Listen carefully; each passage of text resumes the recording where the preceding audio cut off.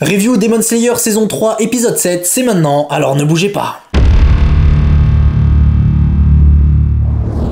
Salut à tous, j'espère que vous allez bien. Aujourd'hui nous allons discuter, comme je le disais juste avant, de l'épisode 7 de Demon Slayer et faire nos théories en fin de vidéo comme d'habitude. Avant de commencer, n'oubliez pas de liker cette vidéo si elle vous plaît et de vous abonner si c'est pas déjà fait, je compte sur vous. Merci d'avance aux petits génies qui le feront. De façon très générale, on a encore eu le droit à un épisode incroyable. D'ailleurs j'ai l'impression qu'à chaque review d'épisode je dis ça, mais faut bien avouer que franchement on se régale depuis le début de cette saison. Au passage on a intérêt à savourer chaque instant de cette saison, sachant qu'en plus c'est bientôt la fin. Ça c'est en ce qui concerne la première partie de l'épisode, parce que personnellement la deuxième partie d'épisode je l'ai un peu moins kiffé. Je parle précisément du moment où l'épisode se centre sur Michiro. En fait ce que j'ai pas aimé c'est le fait que Michiro prenne autant de temps à se libérer. Ce moment m'a fait d'ailleurs penser aux épisodes de One Piece qui fait souvent durer des instants d'épisode qui au final servent à rien. Et qui saoulent, faut le dire. Bref, entrons dans le vif du sujet. Au tout début de l'épisode, Tanjiro parvient à s'approcher assez près d'Atengu version miniature pour lui trancher la tête. Lorsque Tanjiro touche la nuque du démon, il se met à pousser un cri horrible, mais cela prouve au moins que le pourfendeur s'apprête à atteindre son but,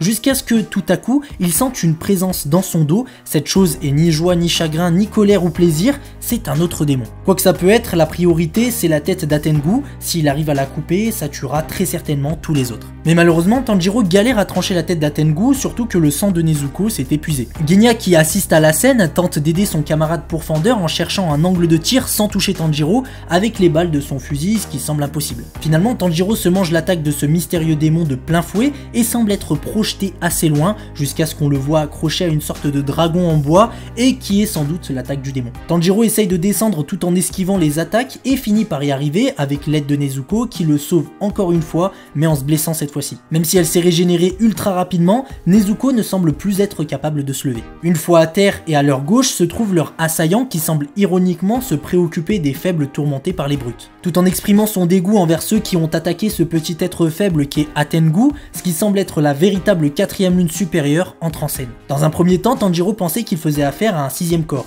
mais en cherchant un peu, il remarque que les 4 autres corps ne sont plus là. Pour comprendre pourquoi les autres démons sont plus là et que lui se dresse devant lui, il faudra attendre l'intervention de Genya. Genya qui nous dit que le démon qui se dresse devant eux maintenant était il y a à peine quelques secondes le démon colère, donc Sekido. Il nous explique qu'à peu près au même moment où Tanjiro approchait sa lame du cou du mini Atengu, Sekido a levé les mains. Il ajoute que le temps d'un clin d'œil de sa part, Sekido a attiré Urugi et Karaku, les a broyés en les aspirant. Et que le temps d'un second clin d'œil, Sekido s'est déplacé devant Aizetsu qui n'avait clairement pas envie de se faire aspirer, mais s'est fait aspirer quand même, impliquant par la suite la transformation. Une transformation donnant pour résultat le démon qui se dresse maintenant devant eux. On entrera bien évidemment plus en détail dans le mode théorie concernant la transformation de Sekido suite à l'absorption de ses camarades. En tout cas, il est clair que ce nouveau démon est le résultat de l'union de tous les corps connus jusqu'à présent, sauf le mini Atengu bien sûr. D'ailleurs, ce nouveau démon ultra badass va nous prouver que le mini Atengu est l'original, vu qu'il va le protéger et le cacher à l'aide d'une de ses techniques. Ce démon a l'air tellement puissant qu'il lui suffit simplement de projeter son regard sur ses ennemis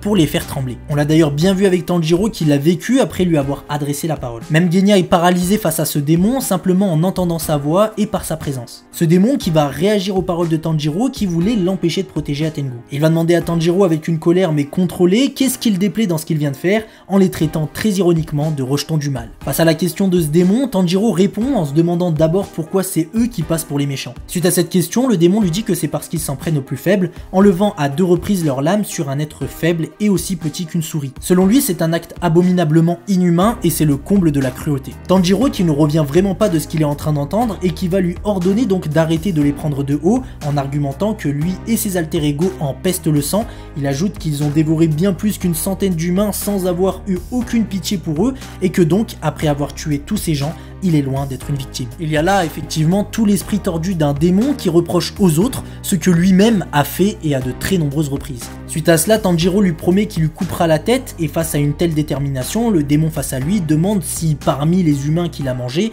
s'il y avait des proches à lui. Ce à quoi Tanjiro répond que non, mais que là n'est pas la question et qu'il veut s'assurer que personne d'autre ne finisse dévoré ou que personne d'autre ne perde des proches. Il ajoute qu'il n'y a pas besoin de raison pour l'entraide et que s'il ne comprend pas cela, c'est lui, la brute cruelle. Une accusation que le démon n'a clairement pas appréciée et qui va le pousser à lancer une attaque contre Tanjiro. Une attaque dont le résultat nous sera inconnu, car juste avant l'impact, nous retrouvons Tokito Michiro qui est toujours enfermé dans la bulle d'eau créée par Gyoko. Gyoko qui s'amuse de voir Michiro dans une telle position et de le voir lutter pour cacher sa souffrance alors qu'il ne semble pas du tout souffrir. Gyoko qui voulait absolument voir la lente agonie du pilier de la brume mais qui pourra pas car il doit inspecter l'intérieur de la vieille cabane juste à côté d'eux. Une curiosité attisée par le fait que le pilier est à la base venu ici pour sécuriser les lieux à la demande du petit Kotetsu. Gyoko une fois parti, Michiro malgré le peu d'air qui lui reste se sent capable de tenter une attaque. Il va donc exécuter le premier mouvement du souffle de la brume suspendue dans le ciel qui va se solder en un échec. Un échec pas très étonnant au vu de sa lame qui est presque totalement ébréchée. Suite à cela, Tokito Michiro se résout tout doucement à ce que sa vie s'arrête là. Sur le point d'accepter son sort, le jeune pilier entend une voix, il s'agit de la voix de Kamado Tanjiro qui lui demande pourquoi être autant défaitiste. Il ajoute que personne sait ce que l'avenir réserve. Le problème c'est qu'à notre connaissance et celle de Michiro, Tanjiro n'a jamais prononcé ces paroles même si ça lui ressemble beaucoup. Mais alors si ce n'est pas Tanjiro, qui est à l'origine de ces phrases? La réponse se trouve très certainement dans les souvenirs de l'ancienne vie de Tokito Michiro. Après ça nous retrouvons Gyoko qui s'est introduit dans la petite cabane et où il va voir que Kanamori est présent,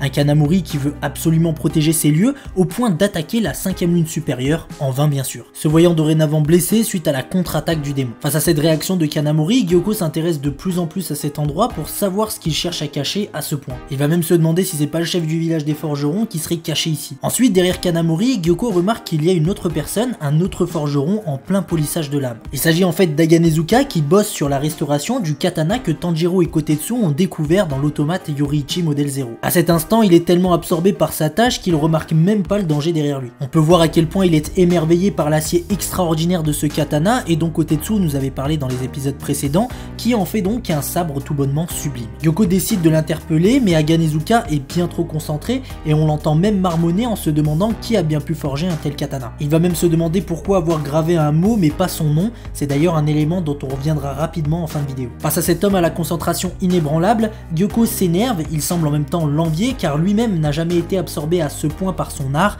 et en tant qu'artiste, il trouve inadmissible qu'il le surpasse. Il décide alors de troubler sa concentration en lui lançant une attaque qui va d'ailleurs le blesser à plusieurs endroits de son corps, mais qui va pas du tout le faire bouger. Très agacé, Gyoko l'attaque une nouvelle fois et détruit au passage le masque d'Aganezuka, nous faisant découvrir pour la toute première fois son visage manifestement beaucoup trop badass. En tout cas, même avec cette nouvelle attaque, Aganezuka ne dévie pas d'un pouce et reste autant concentré qu'au début, ce qui rend complètement dingue la 5ème lune supérieure. Toujours en train de travailler sur le fameux katana, Aganezuka va nous dire en restant encore très bref et mystérieux que la raison de l'absence de signature sur un tel katana, c'est le mot qui est inscrit dessus. La lame a été manifestement forgé avec une seule idée en tête, rien d'autre, et c'est dans ce but précis que le sabre aurait été créé. Cette attitude d'Aganezuka rend Gyoko complètement dingue, il pourrait aisément le tuer, mais il préfère lui faire lâcher ce sabre. Il veut tout simplement briser sa concentration par pure jalousie, ce qui pourrait au passage nous confirmer parmi les 7 péchés capitaux, lequel représente Gyoko. On se retrouve de nouveau du côté de Michiro qui là cette fois fait face à ses souvenirs. Au travers de la bulle, il voit Kamado Tanjiro et petit à petit il commence à sentir qu'il perd connaissance,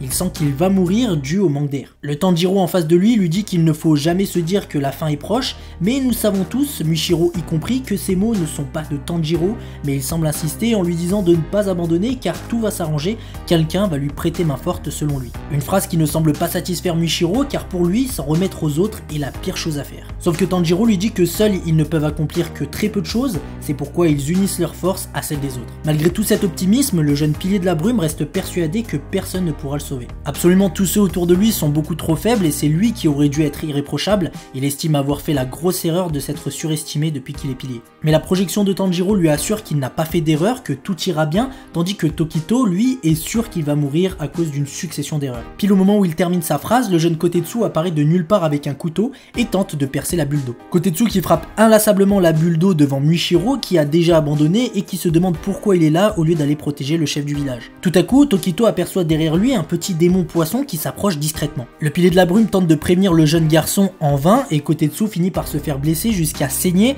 et finit même par se faire planter au niveau du ventre, mais bizarrement aucun saignement. Selon Tokito Michiro, suite à cette attaque, Kotetsu va mourir.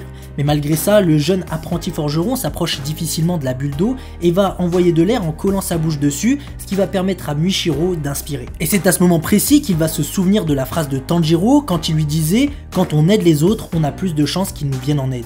Une phrase qui prend aujourd'hui tout son sens, car s'il avait choisi quelque temps auparavant de ne pas sauver le jeune Kotetsu du gros démon poisson, personne aurait été en mesure de l'aider à cet instant. Toujours en inspirant, la brume dans sa tête va tout doucement libérer un nouvel espace pour lui laisser entrevoir une nouvelle personne qui lui disait des phrases semblables à celles de Tanjiro. Cette personne ajoute aux paroles de Tanjiro, et quand on doit venir en aide à autrui, on est capable de déployer une force incommensurable. À la suite de cela, Michiro va pouvoir utiliser le deuxième mouvement du souffle de la brume, multiples lames de brouillard, pour enfin se libérer de cette bulle d'eau. Maintenant libéré et à terre, Tokito Michiro va nous dire que ça y est, il se souvient. Son père, comme Tanjiro, avait les yeux rouges. Et l'épisode se termine sur cette dernière phrase du jeune pilier de la brume. Il est maintenant temps de passer en mode théorie et nous allons, comme d'habitude, commencer par la fin. Donc, comme on a pu le voir, Tokito Michiro, lorsqu'il était dans la bulle d'eau, voyait Tanjiro. Ça me paraît évident, mais comme vous le savez très bien, ce n'était pas le vrai Tanjiro, mais une projection mentale de lui. Donc un Tanjiro qui a prononcé des phrases qui ne sont pas de lui, et à la fin, on nous révèle grâce au souvenir de Michiro que le père de celui-ci avait les yeux de la même couleur que Tanjiro. Un élément pas sans conséquence car Michiro étant amnésique, il est incapable de se souvenir de son passé. Mais comme on a pu le remarquer, presque à chaque fois qu'il était en présence de Tanjiro ou quand il se remémorait certaines de ses paroles ou quand il agissait selon les valeurs et principes de celui-ci, Michiro débloquait une partie des souvenirs de son passé. En l'occurrence là, il se préparait tout doucement à mourir et son cerveau étant en alerte car encore une fois étant sur le point de mourir, a créé cette projection mentale de Tanjiro prononçant des phrases provenant tout droit de son subconscient. Des phrases complètement enfouies dans la brume de sa tête mais bel et bien présentes et qui tentaient de le convaincre de ne pas abandonner. En somme, le Tanjiro qu'on voyait était en fait un moyen pour le subconscient d'essayer de motiver Tokito Michiro à ne pas abandonner face à la rationalité qu'il a sur le moment étant donné la situation critique dans laquelle il se trouve. Ensuite, avec le fait que Michiro s'est souvenu à la fin que c'est son père qui est à l'origine de toutes ces phrases, et surtout qu'il avait les yeux de la même couleur que le jeune Kamado, explique pourquoi, presque à chaque fois que Tokito était près de Tanjiro, il débloquait des souvenirs. Il avait en fait en face de lui quelqu'un qui inconsciemment lui faisait penser à son père, grâce au fait donc qu'il avait les yeux de la même couleur que celui-ci. Et c'est aussi pourquoi son cerveau a projeté Tanjiro au moment où il s'apprêtait à mourir, car il était ce qui s'approchait le plus d'un membre de sa famille à ce moment-là. Ensuite, je voulais qu'on discute ensemble du comportement de la 5e lune supérieure face à la concentration extrême d'Aganezuka. Comme vous avez pu le voir, la concentration d'Aganezuka a beaucoup agacé Gyoko, car lui n'a jamais réussi à être aussi absorbé lorsqu'il exerçait son art. Pour le déconcentrer, il décide de l'attaquer et de le blesser, ce qui n'a pas du tout ébranlé sa concentration. Il peut aisément l'éliminer, mais veut plutôt le faire lâcher ce sabre et donc le déconcentrer. Une décision dangereuse qui pourrait causer sa perte et qui pourrait encore une fois confirmer les dires de Muzan concernant le répugnant côté humain qu'ont les démons et qui les rend aussi faibles selon lui. En effet, c'est parce que Gyoko se considère comme un artiste et c'est d'ailleurs ce qu'il devait très certainement être quand il était humain qu'il décide de ne pas tuer Aganezuka et préfère plutôt le déconcentrer. Il fait ça car il est clairement jaloux de la capacité de concentration du forgeron car lui n'a jamais réussi à atteindre un tel niveau de concentration. Il décide donc de prendre un risque en refusant de le tuer. D'autant plus que Gyoko ne semble pas savoir, mais je vous rappelle qu'Aganezuka est en train de restaurer le sabre du mystérieux samouraï qui était jadis parvenu à acculer son maître Muzan. Et si le forgeron parvient à terminer la restauration complète du katana, rien ne peut contredire le fait qu'un des piliers ou Tanjiro récupère le sabre pour combattre avec et réussir, tout comme leur illustre prédécesseur, à acculer Muzan après bien sûr avoir éliminé l'ensemble des lunes supérieures, Gyoko y compris. Vous l'aurez compris, c'est parce que Gyoko laisse parler son côté d'humain qu'il décide de ne pas éliminer Aganezuka, ce qui lui fait prendre un risque qu'il ne mesure même pas au final et qui le rend, comme son maître le disait, bien trop faible. Ensuite, concernant ma théorie dans ma review précédente sur les 7 péchés capitaux, on a la forte impression, au vu du comportement de Gyoko face à la concentration d'Aganezuka, qu'il serait le péché de la jalousie. Je dis ça comme ça, dites-moi ce que vous en pensez en commentaire, je suis pressé de vous lire. Voilà, maintenant que ça c'est dit, parlons très rapidement des inscriptions sur le sabre. Donc selon Aganezuka qui s'occupe de la restauration du sabre, ce sublime katana ne possède aucune signature, cependant il y a tout de même un mot inscrit dessus. Il se pose d'ailleurs la question durant l'épisode, pourquoi avoir gravé ce mot mais pas son nom. En soi c'est une bonne question, mais une question dont Aganezuka a rapidement trouvé la réponse. Et en fait d'après lui c'est assez logique, la raison de l'absence de signature sur ce katana est justement le mot qui est inscrit dessus. Ce mystérieux mot gravé sur le katana traduit en fait que la lame a été forgée avec une seule idée en tête. Pour être plus clair, le mot inscrit sur le katana est l'idée dominante derrière la création du katana. Je me dis que peut-être c'est en partie grâce à ce mot que son utilisateur a réussi à mettre à mal Kibutsushi Muzan. Peut-être que c'est à travers ce mot que réside le secret du pouvoir de son ancien propriétaire et qui permettait à ce guerrier de pouvoir changer la couleur de son katana. Cette hypothèse permettrait de souligner la grosse différence qu'il y a entre le jeune Kamado Tanjiro et ce mystérieux guerrier. Ce n'est qu'une idée, mais je me dis que la seule différence, hormis l'expérience et l'entraînement entre Tanjiro et le combattant de ses souvenirs héréditaires, c'est très certainement la qualité du sabre qu'ils ont, ou alors l'inscription qu'il y a sur le sabre, et qui, dans ce cas-là, ne serait pas que de simples mots, mais bel et bien la braise qui alimente le pouvoir. A voir si la suite des épisodes confirme cette théorie. En attendant, dites-moi de votre côté ce que vous en pensez en commentaire. Pour finir, je voudrais discuter de la transformation de Sekido. Une transformation complètement orchestrée par Sekido qui confirme aujourd'hui complètement le fait qu'il est le chef de chagrin, plaisir et joie. Suite à la défaite dont ils allaient faire face, Sekido a décidé d'absorber ses alter ego pour au final avoir une nouvelle transformation qui leur permettrait, en toute logique, de cumuler leurs différents pouvoirs pour devenir beaucoup plus forts et être en mesure d'éliminer leur ennemi et surtout protéger le mini Atengu. Je voulais aussi souligner le fait qu'on est concernant cette nouvelle transformation sur quelque chose de complètement différent comparé à ce qu'on a pu voir jusqu'à maintenant. En effet, la première fois qu'Atengu est apparu pour surprendre Mushiro et Tanjiro, on se souvient qu'il s'est fait couper la tête, ce qui a fait apparaître Sekido, Urogi, Karaku et Aizetsu.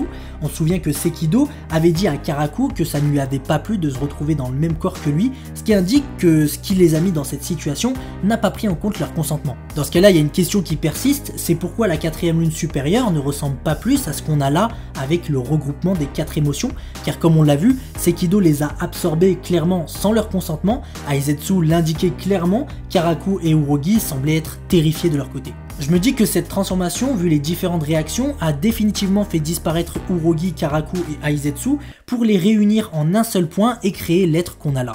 Malheureusement, il ne servirait à rien d'analyser tout cela davantage, car il nous manque beaucoup trop d'éléments, mais en tout cas, j'espère que toutes ces questions et réflexions vous permettront, vous, d'avoir des idées. D'ailleurs, n'hésitez pas à les mettre en commentaire pour qu'on voie ça ensemble. Ceci étant dit, ma review touche à sa fin. N'oubliez pas de liker cette vidéo si elle vous a plu et de vous abonner si ce n'est pas déjà fait, je compte sur vous. Nous, on se dit à la semaine prochaine pour parler de l'épisode 8. Prenez soin de vous. Allez, ciao les potes!